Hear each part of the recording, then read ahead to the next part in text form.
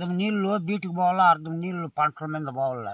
లేదంటే ముగ్గురు వదులుకుంటే ఆ నీళ్ళు ముగ్గురికి సరిపోతాయి. అట్లా ఇప్పుడు ఒకరు కట్టేదానికి అయ్యలేదు కదా. ఒకరు కట్టేయాలంటే బీటికి వేసేయాలి అర్థం నీళ్ళు.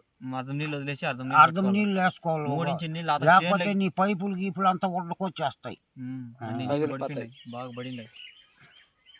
అవును తాత, నీకు ఇట్లా రెయ్యంతా నిద్ర బాగున్నా ఉంటుంటే ఏం బదనాయింపు నీ మగాని కుక్కద్దా, అందుకోసం మేల్కొని వేసేది.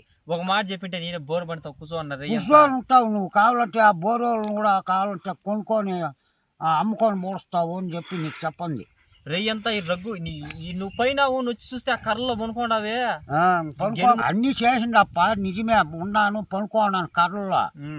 ఇంక నీ భవిష్య ఈ చేతి దెంగితే కదా తెలిసేది. నీ బతుకు చూడకపోతానా? చేస్తావులే, చేతు ఉండు. ఎంత 2 ఎకరాల్లో టమాటా చెట్లు వేసినావా, ఇంకా 3 ఎకరాల్లో అదునులుగా వేస్తా. ఎప్పుడో నాడు దేవుడు దయ చూపకపోతాడా? చూస్తాడప్ప, నువ్వు కష్టపడితే కదా నీ కళ్ళలోంచి చేస్తా. అదే తాత, అదే మొలకలు కూడా ఆర్డర్ ఇచ్చేసిండా.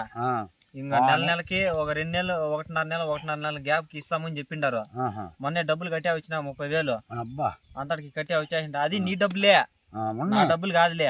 కట్టా వచ్చేసిండా. చెప్పిరే వస్తాయప్ప, ఇంకో 1 నెల దినాలు పంపిస్తాను, మీ తాత కూడా ఒక మాట చెప్పుకొని. మా ముసలోని చెప్పేదిలే, అంతా అయిపోదే. మొలకలు వస్తే అయిపోయి నాటేస్తాడు.